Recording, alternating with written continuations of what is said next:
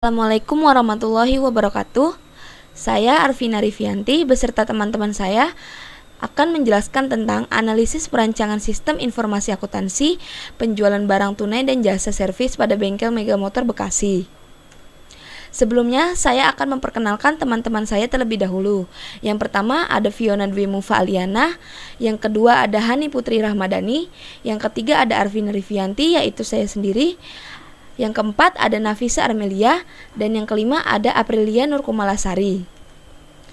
Latar belakang, seiring dengan semakin pesatnya perkembangan peranan ilmu, pengetahuan, dan teknologi saat ini yang sangat berpengaruh terhadap kemajuan bisnis, baik secara individual ataupun swasta. Perkembangan informasi mempunyai peranan yang sangat penting di dalam suatu usaha, menciptakan kemajuan di semua bidang yang diperuntukkan bagi kepentingan manusia pada umumnya. Sistem informasi juga merupakan salah satu bagian penting bagi perusahaan dalam meningkatkan produktivitas, baik dalam memperoleh informasi, mengolah, dan menggunakan informasi tersebut terutama untuk kepentingan intern perusahaan. Kemajuan teknologi yang cukup pesat di segala bidang membawa dampak yang cukup signifikan terhadap dunia industri. Beragam teknologi informasi dimulai digunakan untuk meningkatkan produksi guna mendapatkan keuntungan yang diharapkan oleh perusahaan. Analisis sistem informasi akuntansi, penjualan barang tunai dan jasa servis pada bengkel Mega Motor Bekasi masih bersifat manual atau belum terkomputerisasi. Oleh karena itu, dibutuhkan suatu sistem informasi akuntansi yang dapat mengatasi masalah tersebut, di mana sistem tersebut dapat memperkecil tingkat kesalahan dalam pemasukan data dan mempercepat proses pembuatan laporan sehingga tidak menjadi hambatan dalam pelayanan penjualan. Maksud dan tujuan. Adapun maksud dalam penulisan makalah antara lain mengetahui secara langsung gambaran kegiatan perusahaan yang berhubungan dengan penjualan. Yang kedua, mengimplementasikan perancangan sistem informasi penjualan barang bengkel Mega Motor. Yang ketiga, memberikan solusi terhadap kelemahan sistem yang ada pada pengolahan data bengkel Mega Motor, sehingga dapat menghasilkan laporan yang cepat, tepat, dan akurat. Lalu tujuannya, yang pertama mengetahui bagaimana sistem informasi akuntansi di bengkel Mega Motor Bekasi. Yang kedua, untuk mengetahui sistem pengendalian internal di bengkel Mega Motor Bekasi. Yang ketiga, untuk mengetahui sistem informasi akuntansi penjualan barang tunai dan jasa servis pada bengkel Mega Motor Bekasi dalam meningkatkan sistem pengendalian internal. Metode penelitian. Yang pertama, observasi. Penulis melakukan pengamatan langsung terhadap kegiatan yang berhubungan dengan masalah yang diambil. Dari kegiatan observasi dapat diketahui kesalahan atau proses dan kegiatan tersebut operasional sehari-hari yang beralamat di Jalan Taman Harapan Baru Raya, Bekasi. Yang kedua yaitu studi pustaka. Selain melakukan kegiatan pengamatan dan wawancara, penulis juga melakukan studi pustaka dengan mengumpulkan referensi melalui buku, internet, dan lain-lain yang berhubungan dengan ruang lingkup permasalahan yang akan dibahas dalam pembuatan tugas akhir ini. Metode pengembangan software. Definisi metode pengembangan software. Metode pengembangan sistem adalah sebuah cara yang tersistem atau teratur yang bertujuan untuk melakukan analisa pengembangan suatu sistem agar sistem tersebut dapat memenuhi kebutuhan. Metode yang digunakan yaitu model SDLC, air terjun atau waterfall. Sering juga disebut model sekuensial linear atau alur hidup klasik. Model air terjun menyediakan pendekatan alur hidup perangkat lunak secara sekuensial atau terurut, dimulai dari analisis, desain, pengodaan, pengujian, dan tahap pendukung atau support. Dalam membangun sistem informasi penjualan barang bengkel Mega Motor, peneliti menggunakan pendekatan struktur, yaitu analisis dan perancangan struktur yang berorientasi pada data. Metode pendekatan ini dilengkapi dengan alat dan teknik yang dibutuhkan dalam pengembangan sistem, sehingga hasil akhir dari sistem yang sedang dikembangkan akan dapat suatu sistem yang strukturnya didefinisikan dengan baik dan jelas, dengan tahapan yang ada pada System Development Life Cycle atau SDLC. Lalu ruang lingkup. Di dalam penulisan makalah ini, penulis membahas tentang sistem informasi penjualan barang dan jasa servis bengkel Mega Motor. Agar laporan makalah ini mencapai sasaran, maka ruang lingkup pembahasan yaitu meliputi proses alur penerimaan pesanan, proses pembayaran, dan sampai proses pembuatan laporan. Lalu ada konsep dasar sistem. Dalam era globalisasi, semakin meningkatnya sistem informasi teknologi sehingga hampir semua perusahaan menggunakan sistem yang sudah terkomputerisasi. Untuk mengetahui informasi yang diinginkan, maka perusahaan harus mempunyai sistem yang dirancang dan dijalankan dengan tepat. Dengan demikian, tidak heran kalau sistem itu sendiri banyak dipelajari dan dianalisis. Pengertian sistem dalam menjalankan usaha memerlukan informasi yang akurat dan tepat waktu. Untuk mengetahui informasi tersebut, harus membuat sistem yang dirancang dan dilaksanakan dengan tepat dan baik.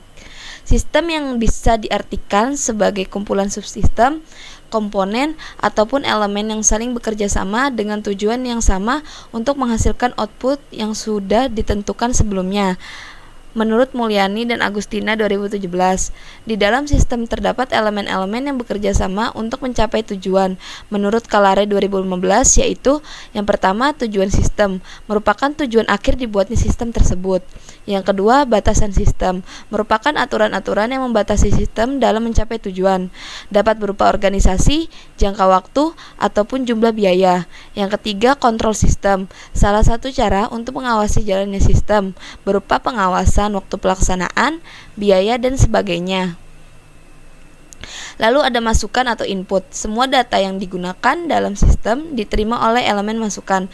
Dapat berupa jenis data, jumlah nilai, dan sebagainya. Lalu ada proses. Elemen dari sistem bertugas memproses semua inputan data yang kemudian menjadi informasi yang berguna. Lalu ada keluaran atau output. Merupakan hasil keluaran dari proses yang merupakan akhir dari sistem, berupa data laporan, grafik, diagram, dan sebagainya. Lalu ada umpan balik. Bagaimana pengaruhnya terhadap suatu organisasi yang menerapkan sistem tersebut. Dari beberapa pendapat di atas dapat disimpulkan bahwa sistem adalah kumpulan dari bagian yang saling berhubungan dengan fungsi yang melakukan tugas bersama-sama untuk mencapai suatu tujuan tertentu. Pengertian informasi.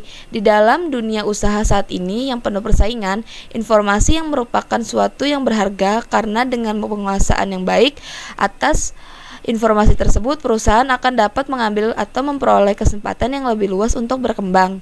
Dengan adanya informasi yang memadai, suatu perusahaan akan dapat mengambil keputusan yang akan mendukung kemajuan perusahaan itu sendiri. Informasi ialah suatu data yang diolah menjadi lebih akurat dan jelas kebenarannya, sehingga berguna bagi penerima. Menurut Sulistiawati 2017, informasi merupakan data yang sudah diolah dan ditujukan untuk seseorang, organisasi, ataupun siapa saja yang membutuhkan. Menurut Mulyani dan Agustina 2017, dari beberapa pendapat di atas, informasi dapat didefinisikan sebagai hasil pengolahan data dari tidak berguna menjadi suatu yang berguna bagi penerimanya. Lalu pengertian sistem informasi akuntansi. Sistem informasi akuntansi adalah sebuah sistem yang mengumpulkan, menyimpan, dan mengolah data keuangan dan akuntansi yang digunakan oleh pengambil keputusan. Informasi akuntansi merupakan sistem yang umumnya berbasis komputer dan metode untuk melacak kegiatan akuntansi dalam hubungannya dengan sumber daya teknologi informasi. Hasil laporan-laporan keuangan dapat digunakan secara internal oleh manajemen ataupun eksternal dengan pihak lain yang berkepentingan seperti investor, kreditur, dan otoritas pajak. Sistem informasi akuntansi dirancang untuk mendukung semua fungsi akuntansi dan berbagai kegiatan termasuk auditing, akuntansi keuangan dan pelaporannya, manajerial atau manajemen akuntansi dan pajak. Yang paling banyak mengadopsi sistem informasi akuntansi adalah audit dan modul pelaporan keuangan. Fungsi pentingnya dibentuk SIA pada sebuah organisasi antara lain mengumpulkan dan menyimpan data tentang aktivitas dan transaksi. Yang kedua, memproses data menjadi informasi yang dapat digunakan dalam proses pengambilan keputusan. Yang ketiga, melakukan kontrol secara tepat terhadap aset organisasi. Lalu pengertian penjualan. Penjualan adalah bagian dari promosi dan promosi adalah salah satu bagian dari keseluruhan sistem pemasaran menurut Abdullah dan Tantri 2016. Sedangkan tujuan dari penjualan yaitu yang pertama untuk mencapai target penjualan tertentu, untuk mendapatkan laba tertentu, untuk menunjang pertumbuhan perusahaan. Konsep dasar program. Konsep dasar program terdapat beberapa definisi yang berhubungan dengan pengertian aplikasi, pengertian program, database atau basis data. Pengertian aplikasi. Aplikasi menurut Hendra Yudi 2008-143 adalah kumpulan perintah program yang dibuat untuk melakukan pekerjaan-pekerjaan tertentu atau khusus. Sedangkan menurut Mariono dan Istiana 2008-28, aplikasi adalah program yang dikembangkan untuk memenuhi kebutuhan pengguna dalam menjalankan pekerjaan tertentu. Dari pengertian aplikasi di atas dapat disimpulkan bahwa aplikasi adalah kumpulan dari perintah program yang dibuat dan dikembangkan untuk memenuhi kebutuhan pengguna atau user agar mempermudah dalam menggunakan suatu program. Pengertian program. Menurut Irwansyah dan Maniaga 2014-13 mengemukakan software atau biasa disebut program adalah deretan dari perintah yang berhubungan dan teratur untuk mencapai tujuan tertentu yang memberitahu komputer apa yang harus dilakukan dan bagaimana melakukannya. Menurut Kadir 2015-23, program tak lain adalah kumpulan instruksi yang ditunjukkan untuk komputer supaya peralatan tersebut dapat melakukan tindakan-tindakan yang dikehendaki oleh pemakai program atau user. Adapun orang yang membuat program dinamakan programmer. Dari pengertian program di atas dapat disimpulkan bahwa program adalah deretan dari perintah yang berhubungan dan teratur untuk mencapai tujuan tertentu yang memberitahu komputer apa yang harus dilakukan dan bagaimana melakukannya, sehingga dapat menampilkan kumpulan instruksi yang ditujukan untuk komputer supaya peralatan tersebut dapat melakukan tindakan-tindakan yang dikehendaki oleh pemakai program atau user. Pengertian database. Menurut Anhar 2010 mengemukakan database adalah sekumpulan tabel-tabel yang berisi data dan merupakan kumpulan dari file atau kolom. Menurut Sukamto dan Salahuddin 2015, DBMS atau Database Management System atau dalam bahasa Indonesia sering disebut sistem manajemen basis data adalah suatu sistem aplikasi yang digunakan untuk menyimpan, mengelola, dan menampilkan data. Dari pengertian database di atas dapat disimpulkan bahwa database adalah sekumpulan tabel-tabel yang berisi data dan merupakan kumpulan dari file atau kolom dan suatu sistem aplikasi yang digunakan untuk menyimpan, mengelola, dan menampilkan data. Lalu ada UML. UML merupakan standar bahasa yang sering digunakan di dunia industri untuk mendefinisikan rekrutmen, membuat analisis dan desain, serta membangun arsitektur dalam pemrograman berorientasi objek. Menurut Sukamto dan Salahuddin 2015, pada perkembangan teknik pemrograman berorientasi objek, muncullah sebuah standarisasi bahasa permodelan untuk pembangunan perangkat lunak yang dibangun dengan menggunakan teknik pemrograman berorientasi objek yaitu UML. UML muncul karena adanya kebutuhan permodelan visual untuk menggambarkan, membangun, dan dokumentasi dari sistem perangkat lunak. UML yaitu bahasa visual untuk permodelan dan komunikasi mengenai sebuah sistem dengan penggunaan diagram dan teks pendukung. Tujuan dari penggunaan UML adalah sebagai berikut. Yang pertama, dapat menggunakan bahasa permodelan visual kepada pengguna dari berbagai macam maupun proses rekayasa. Yang kedua, dapat menggabungkan praktek-praktek terbaik yang ada pada permodelan. Yang ketiga, dapat membangun model yang siap untuk digunakan, merupakan bahasa permodelan visual yang ekspresif untuk mengembangkan sistem dan untuk saling menukar model secara mudah. Yang keempat, dapat berguna sebagai blueprint karena sangat lengkap dalam perancangannya yang nantinya akan diketahui informasi yang detail mengenai coding pada suatu program. Yang kelima, memodelkan sistem yang berkonsep berorientasi objek, jadi tidak digunakan untuk memodelkan perangkat lunak atau software saja. Yang keenam, dapat menciptakan bahasa permodelan yang nantinya dapat dipergunakan oleh manusia.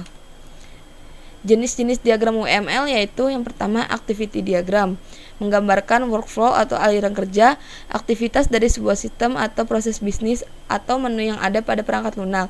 Yang perlu dijelaskan di sini adalah bahwa diagram aktivitas menggambarkan aktivitas sistem, bukan apa yang digunakan oleh aktor. Jadi aktivitas dapat dilakukan oleh sistem. Yang kedua, use case diagram. Use case diagram adalah permodelan yang melakukan atau behavior sistem informasi yang akan dilakukan. Use case mendeskripsikan bentuk dari interaksi antara satu atau lebih aktor dengan sistem informasi yang akan dibuat secara tidak halus. Use case digunakan untuk menjelaskan fungsi apa saja yang ada di dalam sebuah sistem dan siapa saja yang berhak menggunakan fungsi tersebut. Lalu ada kelas diagram, menggambarkan struktur sistem dari segi pendefinisian kelas-kelas yang akan dibuat untuk membangun sistem. Kelas memiliki apa yang disebut atribut dan metode atau operasi. Kelas diagram dibuat agar pembuat program atau programmer membuat kelas-kelas sesuai rancangan di dalam kelas diagram, agar antara dokumentasi perancangan dan perangkat lunak sinkron.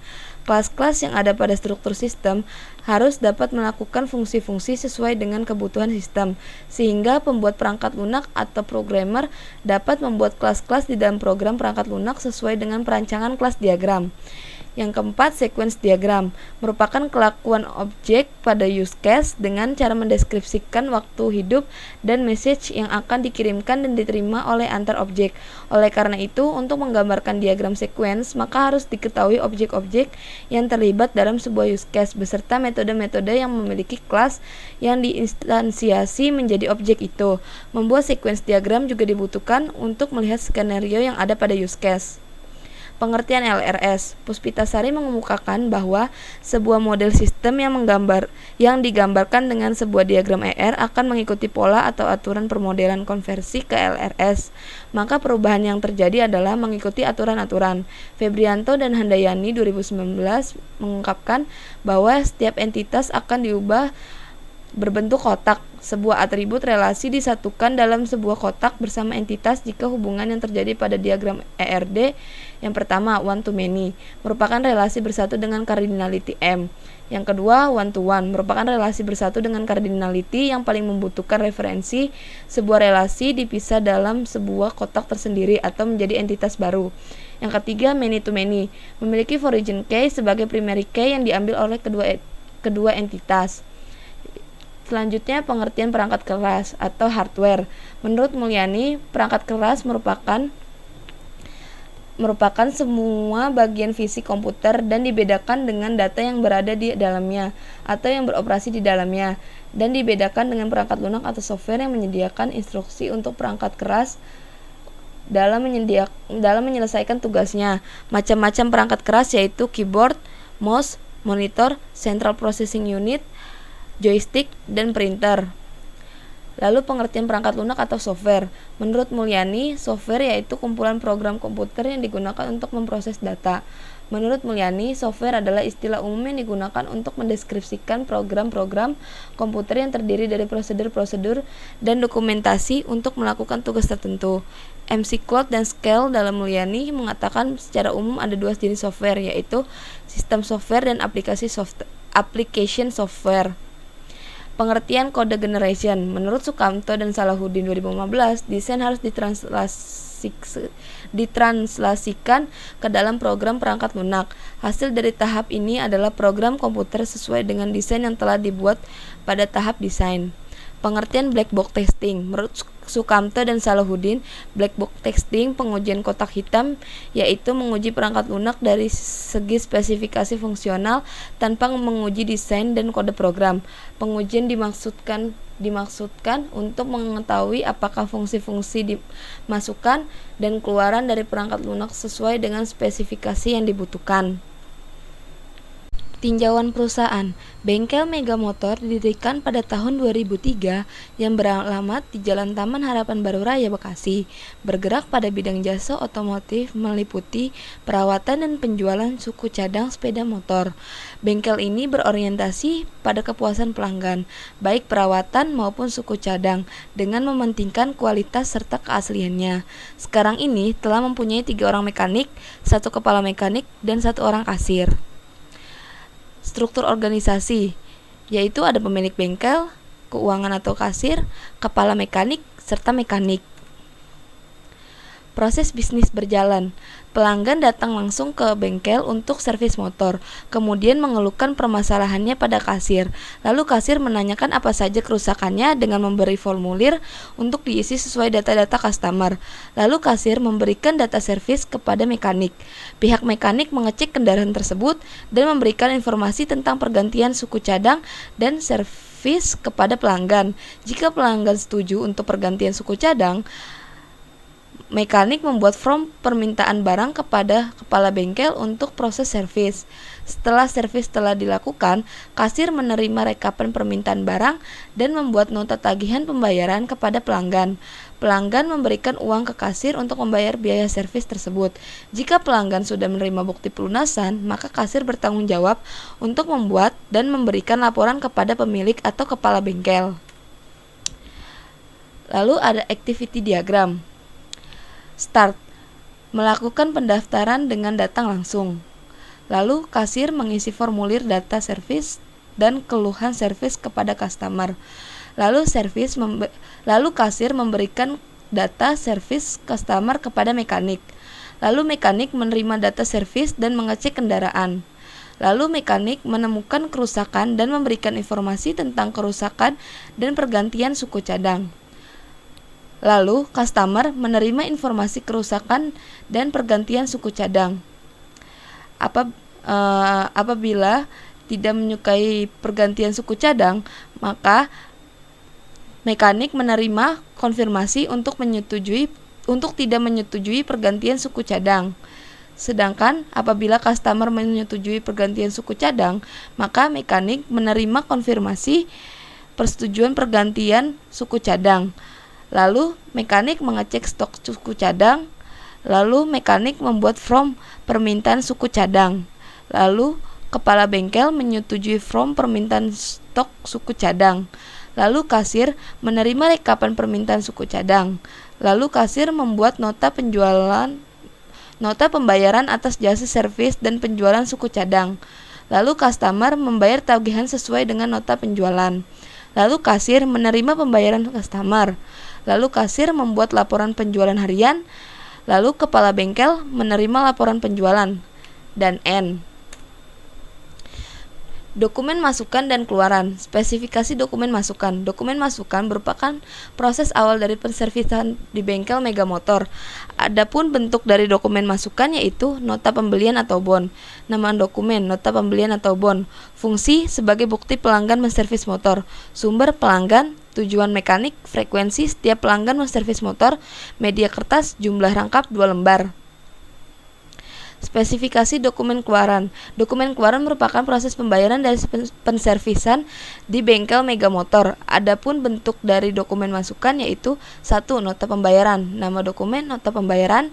Fungsi, bukti penservisan telah transaksi pembayaran. Sumber, kasir. Tujuan pelanggan, frekuensi setiap adanya transaksi penjualan, media kertas, jumlah rangkap 2 lembar. Yang kedua, catatan barang keluar. Nama dokumen, catatan barang keluar. Fungsi sebagai bukti barang yang telah keluar. Sumber, mekanik. Tujuan pemilik. Frekuensi setiap adanya barang yang keluar. Yang kedua, jumlah rangkap yaitu 1 lembar. Yang ketiga, laporan penjualan. Nama dokumen, laporan penjualan. Fungsi, bukti laporan keuangan bengkel Mega Motor. Sumber, kasir. Tujuan pemilik, frekuensi setiap penutupan bengkel, media kertas, jumlah rangkap 1 lembar. Permasalahan pokok. Sistem penjualan yang berjalan di bengkel Mega Motor umumnya berjalan dengan baik, tetapi penulis melihat adanya kelemahan dari sistem yang dijalankan. Beberapa permasalahan dan kelemahannya sebagai berikut. 1. Pengolahan sistem penjualan yang berjalan masih manual. 2. Pada saat pembuatan laporan, penjualan terkadang masih mengalami kesalahan karena adanya kerangkapan data penjualan. Pemecahan masalah. Dalam mengatasi masalah ini, maka penulis mengajukan pemecahan masalah yaitu sebagai berikut. Yang pertama, pengolahan sistem penjualan ini harus diubah ke dalam sistem yang sudah terkomputerisasi agar pengolahan data barang pada sistem penjualan berjalan dengan baik dan lebih efisien. 2. Dengan adanya pengolahan sistem yang sudah terkomputerisasi dapat meminimalisir serta dapat memudahkan dalam hal pembuatan laporan sehingga lebih cepat dan lebih akurat. Analisis kebutuhan fungsional. Tujuan, kasir dapat melakukan pengolahan data yang ada pada menu master, menu transaksi, dan menu laporan. Deskripsi, sistem ini memungkinkan aktor untuk mengelola sistem mulai dari melihat data, input data, sampai dengan mencetak bukti pembayaran. Skenario utama, aktor yaitu kasir. Kondisi awal, aktor membuka aplikasi sistem dan masuk ke menu utama. Reaksi sistem, aktor memilih menu master yaitu sistem akan menampilkan submenu data barang dan jasa, data supplier, data karyawan, dan data customer. Aktor memiliki menu transaksi.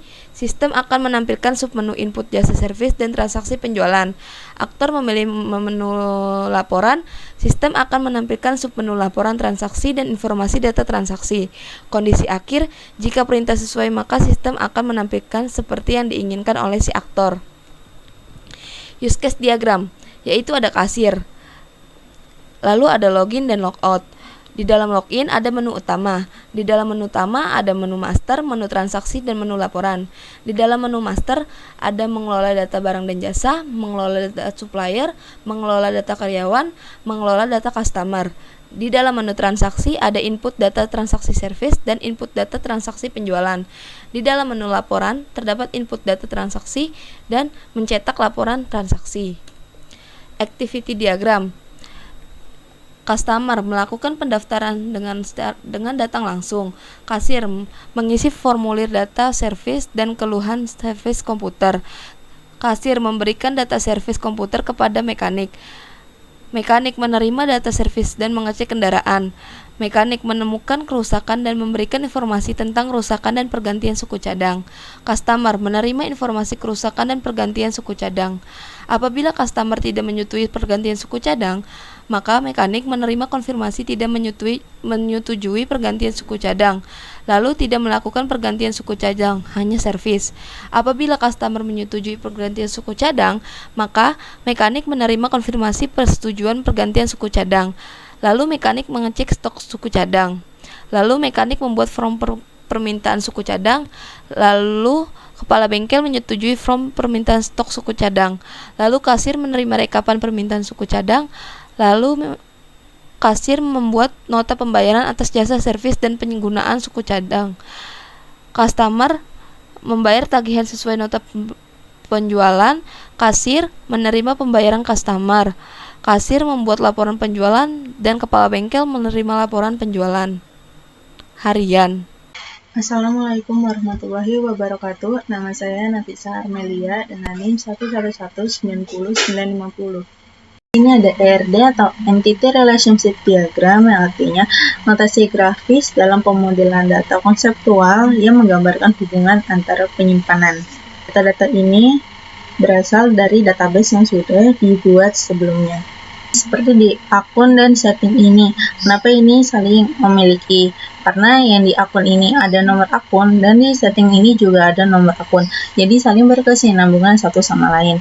Nah, setting ke jurnal itu menginput, karena jurnal menginput dari data yang setting. Di sini juga ada yang sama di nomor akun dan ya nomor akun. Yang seperti itu ERD, jadi saling berkesinambungan satu sama lain, jadi saling menyatu gitulah. Kayak gini juga nih, ke pembelian, dia pun memiliki detail pembelian karena di sini nomor beli, di pembelian nomor beli, dan di detail pembelian juga ada nomor beli. Terus di pemesanan juga menginput supplier dan juga memiliki detail pesan dan time pemesanan. Kenapa user sama karyawan nggak masuk kemana-mana? Soalnya dia tuh tidak ada yang nyangkut ke satu sama lain. Ini tuh kalau di user kan ada ID, name, email, dan password. Nah, di sini tuh dia nggak masuk kemana-mana. Juga karyawan, dia ada karyawan, telepon, nama karyawan, alamat. Dan di sini tuh nggak ada gitu loh yang berkesinambungan ke kedua ini. Terus habis itu yang di sini ada satu, terus ada M, nah itu namanya relationship. Satu-satu itu berarti one to one. Di sini kan akunnya cuma satu, settingnya cuma satu. Nah, jadi satu akun gitu memiliki cuma satu setting. Terus habis itu kayak many to one, yang di retur beli ke detail retur, many to one. Nah, many itu berarti banyak, retur beli itu kan banyak, nggak lebih dari satu. Nah, terus habis itu diinput ke detail retur, dijadiin satu, jadinya many to one. Sama halnya kayak detail pesan terus ke barang. Detail pesan kan cuma satu doang inputnya, lalu barangnya ini tuh ada banyak, jadi one to many. Saya akan membacakan satu-satu. Akun ini memiliki setting karena ini nomor akun, ada. Nah, terus setting itu menginput jurnal. User sama karyawan gak masuk kemana-mana karena dia nggak ada tabel field yang sama. Lalu retur beli sangkutan paut sama detail retur. Ini karena nomor returnya sama. Terus pembelian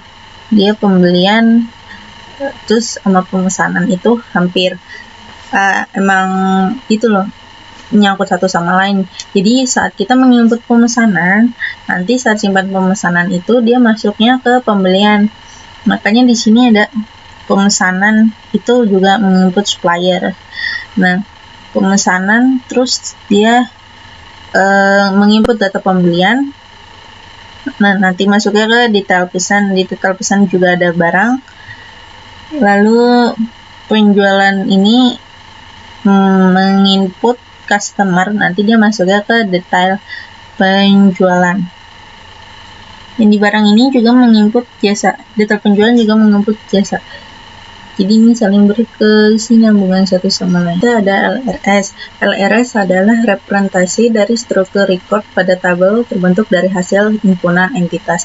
Sebenarnya ini sama aja kayak RD, cuman tampilannya sedikit berbeda. Ini lebih ke kotak-kotak. Ini juga ada one to m, one to many, one to one, yang artinya tadi sudah saya jelaskan di ERD. Artinya itu kalau one to one artinya dari satu data ke satu data. Kalau one to m dari satu data ke banyak data. Many to one dari banyak data ke satu data. Di sini tuh sama ya, kayak saling nyambung gitu. Di sini kan di akun ada nomor akun, di setting ada nomor akun, di jurnal juga nomor akun. Jadi yang disangkut pautin itu tanda panahnya juga ini menyangkut yang di tabel field ini nih, yang di nama field ini di nomor akun. Lalu retur beli ke detail retur beli many, terus detail returnya cuma one doang. Nah, di sini kan di detail retur kan juga ada kode barang. Di tabel field yang barang juga ada kode barang. Jadi detail retur ini juga menginput data yang ada di barang. Lalu ini pemesanan many to many kepada supplier, karena pemesanannya juga lebih dari satu, suppliernya juga lebih dari satu. Di sini juga ada yang menyangkut yaitu kode supplier. Lalu pemesanan juga menyangkut ke detail pesan yang nomor pesan. Pemesanan ke detail pesan juga many to one, karena di detail pesannya dijadiin satu.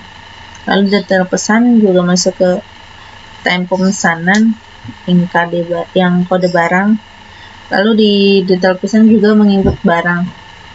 Kalau barangnya lebih dari satu, jadi one to many. Lalu yang penjualan ini juga nyangkut ke customer, karena kita jual barangnya ke customer.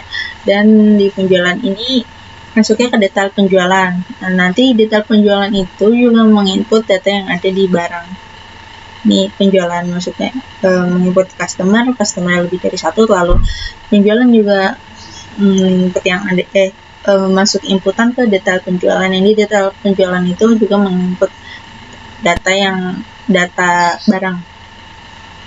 Lalu juga masukkan ke jasa, karena jasa itu kita jual jasa lah istilahnya. Nah, seperti itu. Lalu seperti yang sebelumnya, user sama karyawan nggak masuk kemana-mana karena nama fieldnya tidak ada yang sama. Oke, sekian dari saya. Mohon maaf jika masih ada yang kurang jelas. Wassalamualaikum warahmatullahi wabarakatuh. Assalamualaikum warahmatullahi wabarakatuh. Perkenalkan, nama saya Fiona Dwi Pavaliana, NIM 111900454. Di sini saya akan menjelaskan tentang spesifikasi file dan kelas diagram. Spesifikasi file yang pertama itu ada akun. Dengan nama filenya itu adalah akun, fungsinya itu adalah memasukkan data akun yang terdaftar, akronimnya itu adalah akun.mdd, tipe filenya itu adalah master, media filenya itu adalah hard disk, organisasi filenya adalah indeks sekuensial, akses filenya itu adalah random, panjang recordnya itu adalah 60 karakter, lalu ada kunci filenya itu adalah nomor akun, dan softwarenya itu adalah MySQL. Di sini ada tabel spesifikasi file akun, ada elemen data, akronim, tipe data, panjang, dan keterangan. Yang pertama ada elemen data nomor akun dengan akronimnya itu adalah nomor akun, tipe datanya itu adalah char, panjangnya 10, lalu ada keterangan primary key. Lalu yang kedua ada elemen data nama akun dengan akronim NM akun, tipe datanya itu adalah char dan panjangnya adalah 50. Lalu yang kedua ada barang dengan nama filenya itu adalah barang, fungsinya adalah mengelola stok barang, akronimnya adalah barang.mjd. Lalu ada tipe filenya itu adalah master, media filenya itu adalah hard disk, organisasi filenya itu adalah indeks sekuensial, akses filenya itu adalah random, lalu panjang recordnya itu adalah 67 karakter, kunci filenya itu adalah KD barang, lalu softwarenya itu adalah MySQL. Lalu di sini ada tabel spesifikasi file barang. Ada elemen data, akronim, tipe data, panjang, dan keterangan. Yang pertama ada elemen data kode barang dengan akronimnya itu adalah KD barang, tipe datanya itu adalah char, panjangnya 10 dan keterangannya adalah primary key. Lalu yang kedua ada nama barang, akronim NM barang, tipe datanya itu adalah char dan panjangnya adalah 25. Lalu yang ketiga ada harga dengan akronimnya itu adalah harga, tipe datanya integer dan panjangnya itu adalah 11. Lalu yang keempat ada stok dengan akronim stok, lalu tipe datanya itu juga ada integer dan panjangnya itu adalah 11. Lalu yang ketiga ada customer dengan nama filenya itu adalah customer, fungsinya itu adalah mengelola data customer. Lalu ada akronimnya itu adalah customer.myd, tipe filenya itu adalah master, media filenya itu adalah hard disk, organisasi filenya itu adalah indeks sekuensial. Lalu ada akses filenya itu adalah random, panjang recordnya itu adalah 150 karakter dan kunci filenya itu adalah KD choose. Lalu softwarenya itu adalah MySQL. Lalu ada tabel spesifikasi file customer. Ada elemen data, akronim, tipe data, panjang, dan keterangan. Yang pertama ada customer dengan akronimnya itu adalah KD customer, dengan tipe datanya itu adalah char, panjangnya itu adalah 10 dan keterangannya adalah primary key. Yang kedua ada elemen data nama customer dengan akronimnya itulah NM choose, lalu tipe datanya adalah char dan panjangnya adalah 25. Lalu yang ketiga ada elemen data kendaraan dengan akronimnya itu adalah kendaraan, tipe datanya itu adalah char dan panjangnya adalah 25. Lalu yang keempat ada nomor polisi dengan akronimnya adalah nomor polisi, tipe datanya adalah char dan panjangnya itu adalah 20. Lalu yang kelima ada alamat dengan nomor akronimnya itu adalah alamat, tipe datanya adalah char dan panjangnya itu adalah 50. Lalu yang keenam ada elemen data telepon, akronimnya itu adalah telepon, tipe datanya adalah char dan panjangnya adalah 20. Lalu yang keempat ada detail pembelian. Nama filenya itu adalah detail pembelian, fungsinya itu adalah merinci data detail dari pembelian, akronimnya itu adalah detail pembelian.myd, tipe filenya itu adalah master, media filenya adalah hard disk, organisasi filenya indeks sekuensial, akses filenya itu adalah random, panjang recordnya adalah 36 karakter, kunci filenya itu adalah nomor beli dan softwarenya itu adalah MySQL.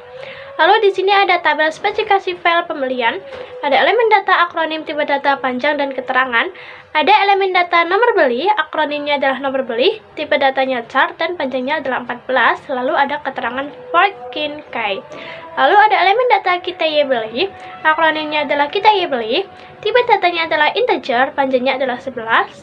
Lalu ada elemen data subtotal beli, dengan akronimnya adalah sub beli, dengan tipe datanya adalah integer dan panjangnya adalah 11. Lalu yang kelima ada detail pesan.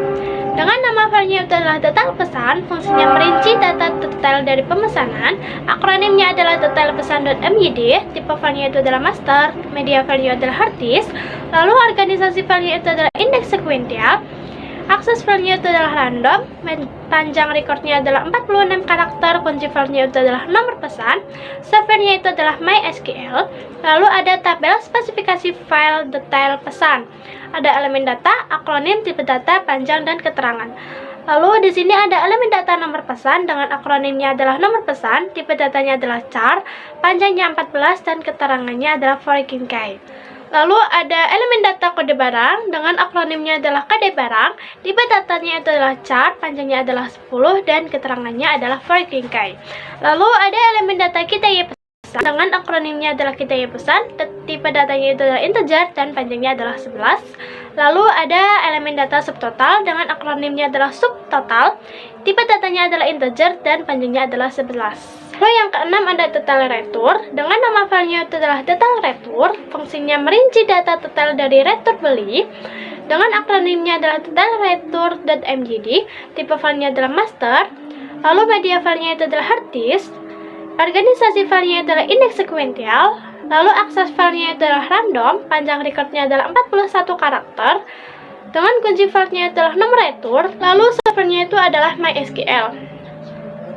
Lalu ada tabel spesifikasi file detail retur, ada elemen data, akronim, tipe data, panjang, dan keterangan.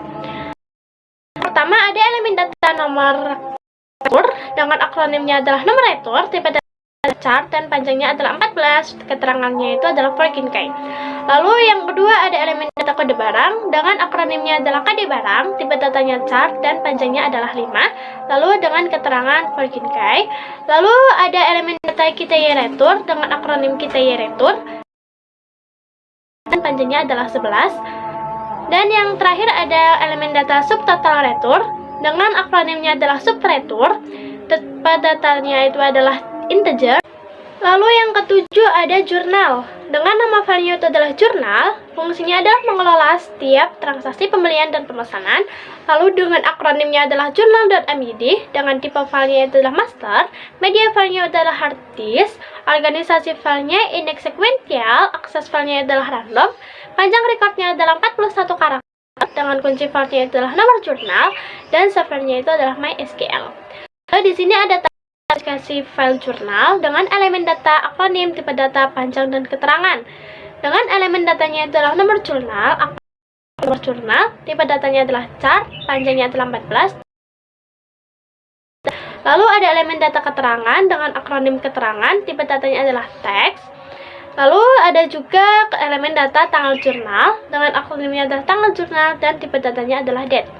Lalu ada elemen nomor akun dengan akronimnya adalah nomor akun, tipe datanya adalah chart, dan panjangnya itu adalah 5, lalu keterangannya itu adalah foreign key. Lalu ada elemen data debit, dengan akronimnya adalah debit, tipe datanya itu adalah integer, dan panjangnya adalah 11. Lalu ada elemen data kredit, dengan akronimnya adalah kredit, dan tipe datanya adalah integer, dan panjangnya adalah 11. Lalu yang kedelapan ada karyawan. Dengan nama filenya itu adalah karyawan, fungsinya itu untuk menyimpan data karyawan.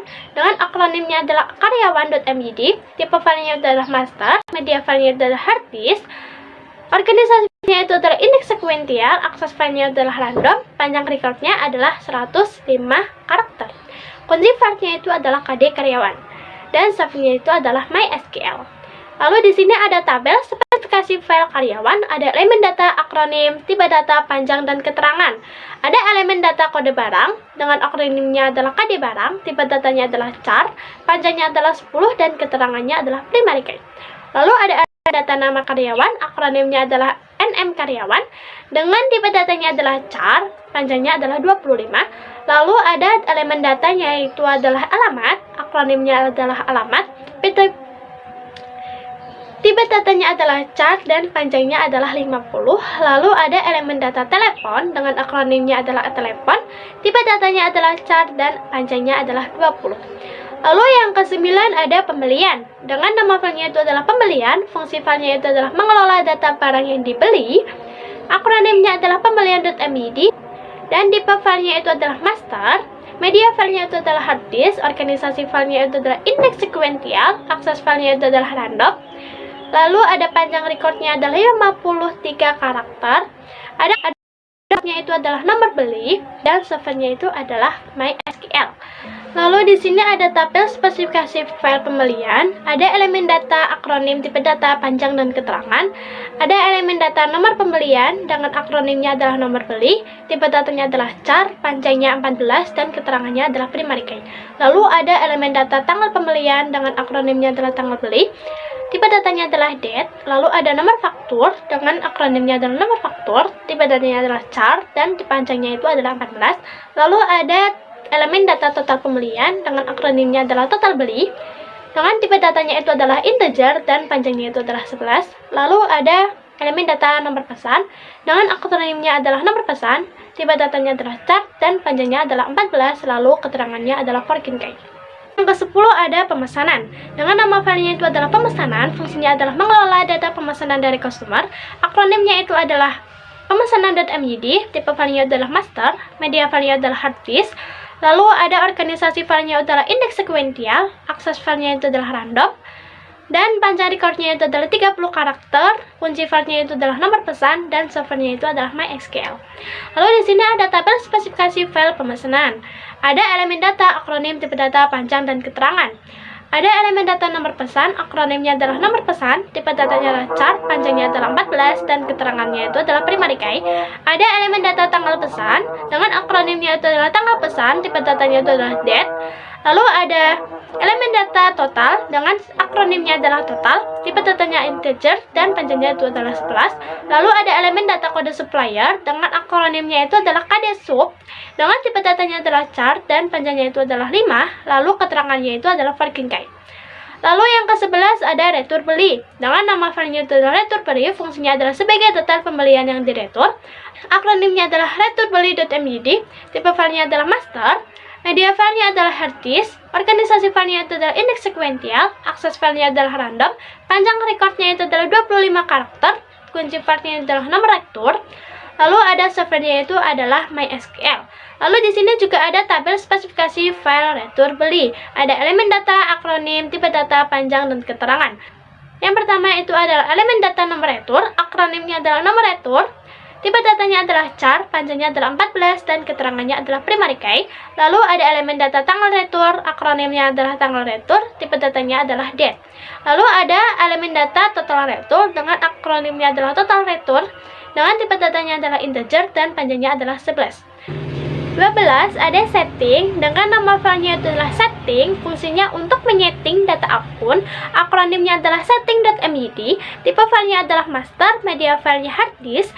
Lalu ada organisasi filenya itu adalah indeks sekuensial, akses filenya adalah random, panjang recordnya itu adalah 30 karakter, kunci filenya itu adalah id, setting, lalu servernya itu adalah MySQL. Lalu di sini ada tabel spesifikasi file setting. Ada elemen data, akronim, tipe data, panjang, dan karakter. Ada elemen data ID setting, dengan akronimnya adalah ID setting, tipe datanya adalah chart, dan panjangnya itu adalah 5. Lalu keterangannya itu adalah primary key. Lalu ada elemen data nomor akun, akronimnya nomor akun, dengan tipe datanya adalah chart, dan panjangnya itu adalah 5, lalu keterangannya working key juga. Lalu ada elemen data nama transaksi, dengan akronimnya adalah nama transaksi, tipe datanya adalah chart, dan panjangnya adalah 20. Lalu yang ke-13 ada supplier. Dengan nama filenya itu adalah supplier, fungsinya adalah menyimpan data supplier. Akronimnya itu adalah supplier.myd, tipe filenya itu adalah master, media filenya adalah hard disk. Lalu organisasi filenya itu adalah indeks sekuensial, akses filenya random, panjang recordnya itu adalah 98 karakter, kunci filenya itu adalah KD sub, dan servernya itu adalah MySQL. Lalu di sini juga ada tabel spesifikasi file supplier. Ada elemen data, akronim, tipe data, panjang, dan keterangan. Yang pertama ada elemen data kode supplier dengan akronim KD sub, tipe datanya adalah chart, dan panjangnya itu adalah 10, keterangannya primary key. Lalu ada elemen data nama supplier dengan akronimnya adalah NM sub, tipe data chart, dan panjangnya adalah 25. Lalu ada elemen data alamat dengan akronim alamat, tipe data chart, dan panjangnya itu adalah 50. Lalu ada elemen data telepon, akronimnya itu adalah telepon, tipe data chart, lalu ada panjangnya itu adalah 13. 14 adalah user. Dengan nama filenya itu adalah user, fungsinya menyimpan data user, akronimnya adalah user.myd, tipe filenya itu adalah master, media filenya hard disk, lalu organisasi filenya itu adalah indeks sekuensial, akses filenya itu adalah random, lalu panjang recordnya adalah 785 karakter, kunci filenya itu adalah ID, servernya adalah MySQL. Lalu di sini juga ada tabel spesifikasi file user. Ada elemen data, akronim, tipe data, panjang, dan keterangan. Lalu ada elemen data ID, akronim ID, tipe data 4 integer, panjangnya adalah 20, keterangannya primary key. Lalu ada elemen data nama dengan akronim nama, tipe data chart, panjangnya adalah 255. Lalu ada elemen data email dengan akronim email, tipe data chart, dan panjangnya adalah 255. Ada elemen data password, akronim password, tipe data chart, lalu ada panjangnya adalah 255. Lalu yang ke-15 ada penjualan. Dengan nama filenya adalah penjualan, fungsinya adalah mengelola data penjualan. Lalu akronimnya adalah penjualan.myd, tipe file master, media file hard disk. Lalu ada organisasi filenya itu adalah indeks sekuensial, akses filenya adalah random, panjang recordnya itu adalah 55 karakter, kunci filenya adalah nomor jual, lalu ada subfilenya itu adalah MySQL. Lalu di sini juga ada tabel spesifikasi file penjualan. Ada elemen data, akronim, tipe data, panjang keterangan. Ada elemen data nomor jual, akronim nomor jual, tipe datanya adalah chart, panjangnya adalah 10, dan keterangannya adalah primary key. Ada elemen data kode customer, dengan akronimnya adalah KD choose, tipe datanya adalah chart, dan panjangnya adalah 10, keterangannya working key. Lalu ada elemen data tanggal jual, akronim tanggal jual, tipe data chart, dan panjangnya ada 25. Lalu ada elemen data total, akronim total, tipe data chart, dan panjangnya itu adalah 10. Lalu selanjutnya yang ke nomor 16 itu ada detail penjualan. Ada nama filenya adalah detail penjualan, fungsinya sebagai detail penjualan yang dijual. Lalu akronimnya itu adalah detail penjualan.myd, tipe filenya adalah master, media filenya hard disk, organisasi filenya adalah indeks sekuensial, akses filenya adalah random, panjang recordnya adalah 40 karakter, kunci filenya adalah KD jasa, dan softwarenya itu adalah MySQL. Lalu di sini juga ada tabel spesifikasi file detail penjualan. Ada elemen data, akronim, tipe data, panjang, dan keterangan. Lalu yang pertama itu ada elemen data kode jasa, akronimnya KD jasa, tipe datanya adalah chart, panjangnya adalah 10. Lalu yang kedua elemen data kode barang, akronim KD barang, tipe data chart, panjangnya 10, dan keterangannya adalah working key. Lalu ada elemen data nomor jual, akronim nomor jual, tipe data chart, dan panjangnya adalah 10, keterangan working key. Lalu ada elemen data subtotal, akronim subtotal, tipe data adalah chart, panjangnya adalah 10. Lalu yang terakhir ada jasa. Dengan nama filenya adalah jasa, fungsinya adalah menyimpan data jasa, akronimnya adalah jasa.myd, tipe filenya adalah master, media filenya adalah hard disk. Lalu ada organisasi filenya ada indeks sekuensial, akses filenya random, panjang recordnya adalah 65 karakter. Lalu ada kunci filenya adalah nm jasa, softwarenya itu adalah MySQL. Lalu di sini ada tabel spesifikasi file jasa. Ada elemen data, akronim, tipe data, panjang, dan keterangan. Ada elemen data nama jasa, akronim nm jasa, tipe data chart, panjangnya adalah 30, dan keterangannya adalah primary key. Ada elemen data kode jasa, akronim KD jasa, tipe datanya adalah chart, dan panjangnya adalah 10. Lalu ada elemen data harga, akronim adalah harga, tipe data chart, dan panjangnya adalah 25. Lalu selanjutnya ada kelas diagram. Kelas diagram merupakan diagram UML yang menggambarkan kelas-kelas dalam sebuah sistem dan hubungannya antara satu dengan yang lain, serta dimasukkan juga atribut dan operasi.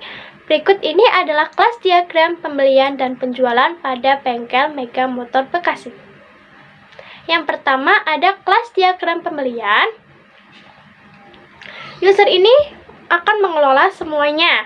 User akan mengakses pemesanan, barang, supplier, pembelian, jurnal, retur beli, dan akun. Yang pertama, itu ada user. User mengakses atau melakukan pemesanan, lalu setiap pemesanan ini bisa melibatkan banyak barang. Lalu, pemesanan akan dikelola oleh supplier, dan saat pemesanan akan diinput oleh pembelian, di pembelian juga melibatkan banyak barang. Lalu, setiap pembelian yang dilakukan akan dibuat retur pembelian. Dan retur beli juga dapat melibatkan banyak barang. Sehingga setiap pembelian dilakukan satu jurnal. Dan setiap retur juga dibuatkan jurnal. Lalu, setiap pembuatan jurnal ini akan melibatkan banyak akun. Lalu yang kedua ada kelas diagram penjualan. Itu diawali dengan satu customer mengakses akun. Di akun ini akan mengelola penjualan, barang, jurnal, dan user. Lalu saat customer mengakses akun, lalu melakukan penjualan, setiap penjualan dapat melibatkan banyak barang.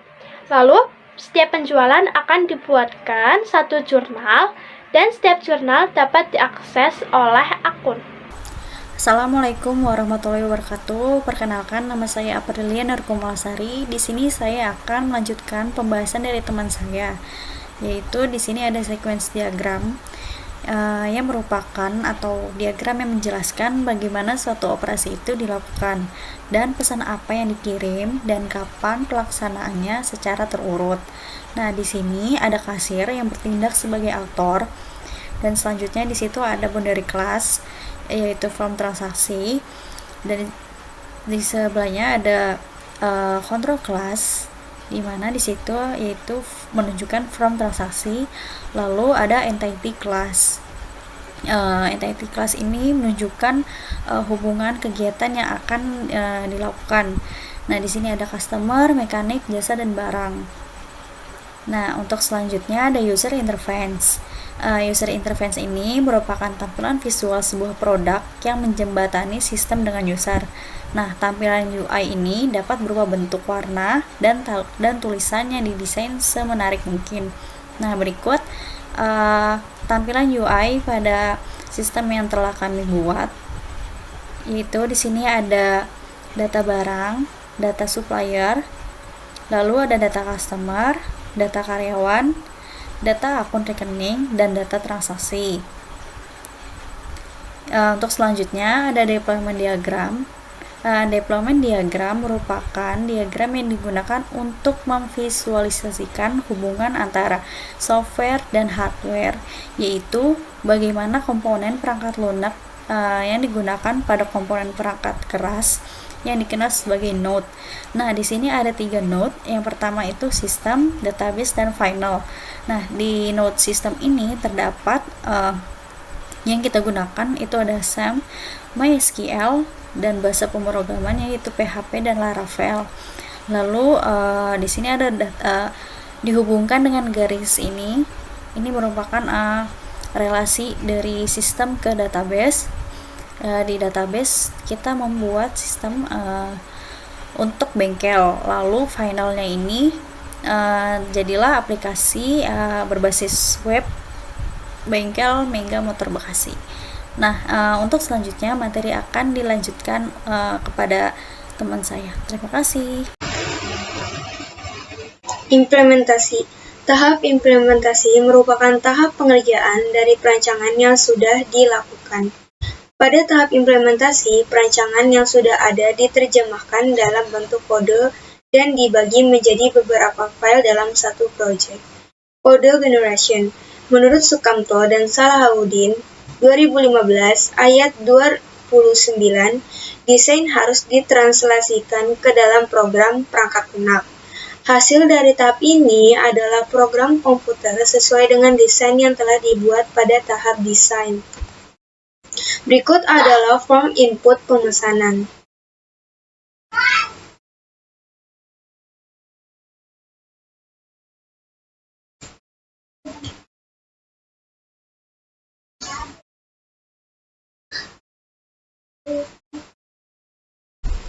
Form output pemesanan.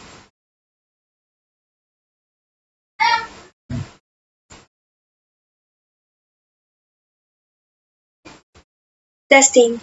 Menurut Sukamto dan Salahuddin 2015 ayat 275, black box testing atau pengujian kotak hitam yaitu menguji perangkat lunak dari segi spesifikasi fungsional tanpa menguji desain dan kode program. Pengujian dimaksudkan untuk mengetahui apakah fungsi-fungsi, masukan, dan keluaran dari perangkat lunak sesuai spesifikasi yang dibutuhkan. Yang pertama, user dan password tidak diisi dan kosong. Test care-nya, user kosong, password kosong. Sistem akan menolak untuk login. Kesimpulannya, valid. 2. Mengetikkan salah satu kondisi salah pada user atau password, kemudian klik login. User benar, password salah. Sistem akan menolak akses user. Kesimpulannya, valid. 3. Mengetikkan user, tetapi password tidak diisi atau kosong, kemudian klik login. User benar, password kosong. Sistem akan menolak akses user dan menampilkan data password tidak boleh kosong, kesimpulannya valid. 4. user tidak diisi atau kosong dan password dengan data yang benar kemudian klik login. User kosong, password benar. Sistem akan menolak akses user dan menampilkan data username tidak boleh kosong. Kesimpulannya valid. 5. Mengetikkan user dan password dengan data yang benar, kemudian klik tombol login. User benar, password benar. Sistem akan menerima akses login dan kemudian langsung menampilkan tampilan home. Kesimpulannya valid. 6. Nama, email address, password, confirm password. Nama kosong, email address kosong, password kosong, confirm kosong. Sistem akan menampilkan error. Kesimpulannya valid. 7. Menginput password yang berbeda antara password 1 dan password 2. Password 1 XXXX, password 2 YYYY. Sistem akan menampilkan error. Data password kedua tidak sama dengan sebelumnya. Kesimpulannya valid.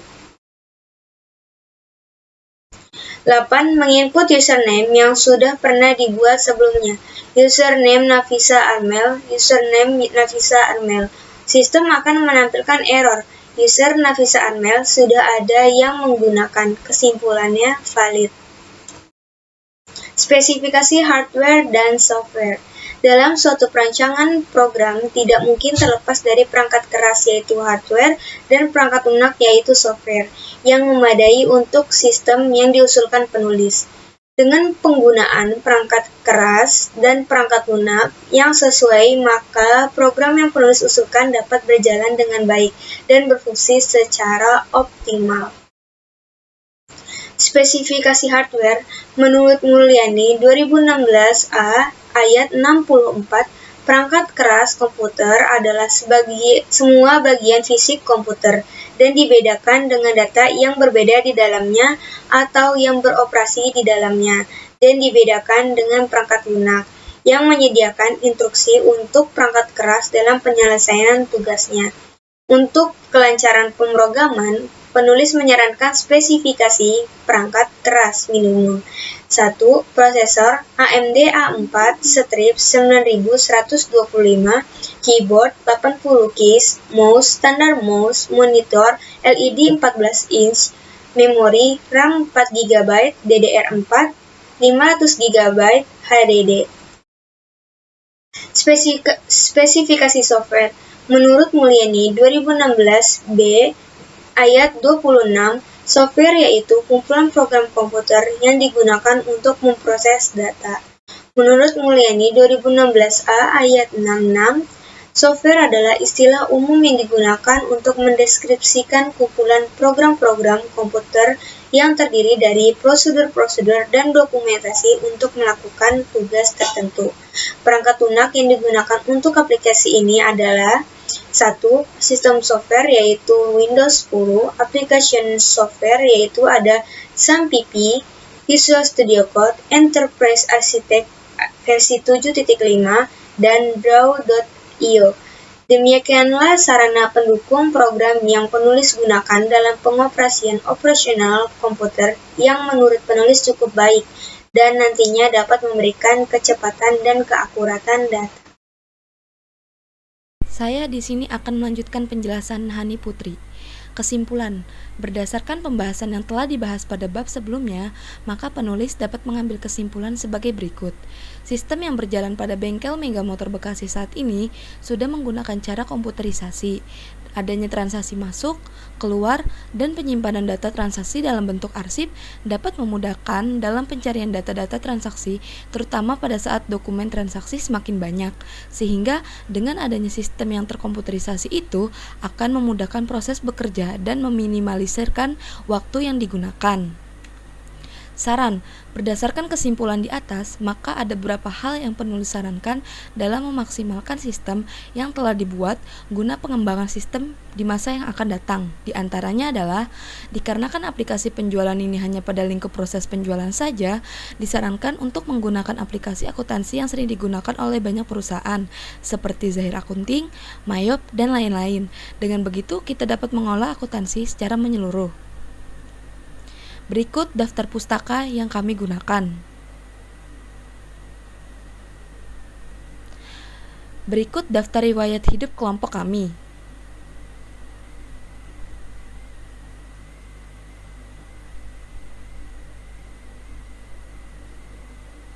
Berikut lampiran-lampiran. Kami mengucapkan terima kasih kepada 1. Rektor Universitas Bina Sarana Informatika, 2. Wakil Rektor 1 Bidang Akademik Universitas Bina Sarana Informatika, 3. Ketua Program Studi Analisis Perancangan Sistem Informasi Akuntansi Universitas Bina Sarana Informatika, yang keempat, Bapak Heri Keswara Eskom Mkom selaku dosen analisis perancangan sistem informasi akuntansi yang sudah meluangkan waktu, tenaga, dan pikiran untuk membantu penulisan dan menyelesaikan penelitian. Dan yang terakhir, rekan-rekan mahasiswa kelas 11.405 serta semua pihak yang sudah berkontribusi dalam penyempurnaan makalah ini. Sekian penjelasan dari kelompok kami. Mohon maaf apabila ada salah-salah kata dan kekurangan. Wabillahi taufiq wal hidayah. Wassalamualaikum warahmatullahi wabarakatuh.